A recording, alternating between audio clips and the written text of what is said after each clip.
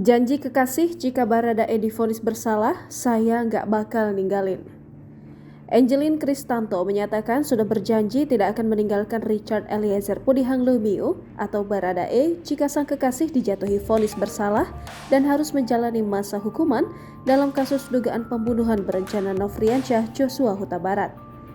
Angelin membenarkan dia dan Richard berencana menikah pada 2023 mendatang setelah keduanya bertunangan. Namun rencana itu buyar karena Richard terbelit kasus. Saat ini Angelin memilih supaya sang kekasih fokus menghadapi perkara yang tengah disidangkan. Di sisi lain, Angelin mengaku rindu dengan Richard dan kebiasaannya yang kerap menjahilinya. Angelin juga menyampaikan pesan supaya Richard tetap bersemangat dalam menghadapi persidangan. Saat ini Richard adalah satu-satunya terdakwa dalam kasus itu yang berstatus justice kolaborator. Dia dianggap membuka tabir perkara itu hingga akhirnya terungkap dan diajukan ke persidangan. Akan tetapi, sejumlah pakar hukum pidana berbeda pendapat terkait apakah Eliezer tetap harus dihukum atau dibebaskan. Sebagian menilai Eliezer tetap tidak terbebas dari hukuman meski dia yang mengungkap dugaan pembunuhan Joshua.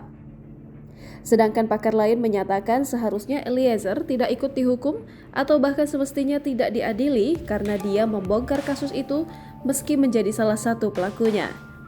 Apalagi pasal yang didakwakan jaksa penuntut umum yakni pasal 340 dan pasal 338 mempunyai ancaman hukuman berat yaitu mati, penjara seumur hidup atau penjara selama 20 tahun.